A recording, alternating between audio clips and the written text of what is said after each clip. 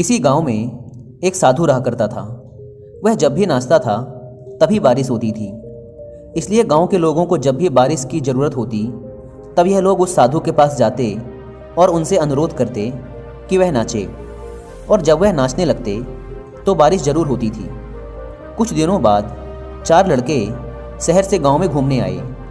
जब उन्हें यह बात पता चली कि किसी साधु के नाचने से बारिश होती है तो उन्हें यकीन नहीं हुआ।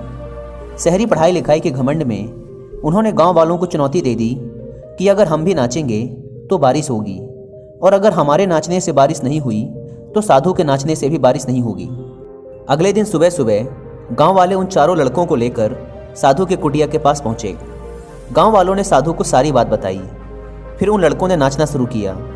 पहले लड़के ने नाचना शुरू किया। आधा घंटा बीत गया।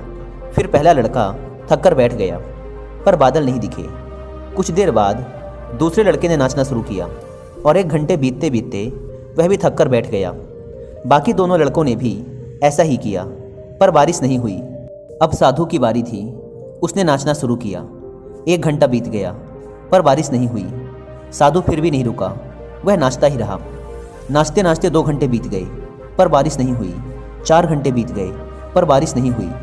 लेकिन साधु तो रुकने का नाम ही नहीं ले रहा था। धीरे धीरे शाम ढलने लगी कि तभी बादलों की गड़गड़ाहट सुनाई दी और थोड़ी देर बाद जोरों की बारिश होने लगी। यह देखकर चारों लड़के दंग रह गए और तुरंत साधु से क्षमा मांगी। फिर चारों लड़कों ने साधु से पूछा, बाबा भला ऐसा क्यों कि हमारे नाचने से बारिश नहीं हुई और आपके नाचने से बारिश हो गई? साधु ने उत्तर दिया, जब मैं नाचता हूँ तो 2 बातों का ध्यान रखता हूँ। पहली बात तो मैं यह सोचता हूँ कि अगर मैं नाचूंगा तो बारिश को होना ही पड़ेगा, और दूसरी यह कि मैं तब तक नाचूंगा जब तक कि बारिश ना हो जाए। सफलता पाने वाले में भी यही गुण विद्यमान होता है।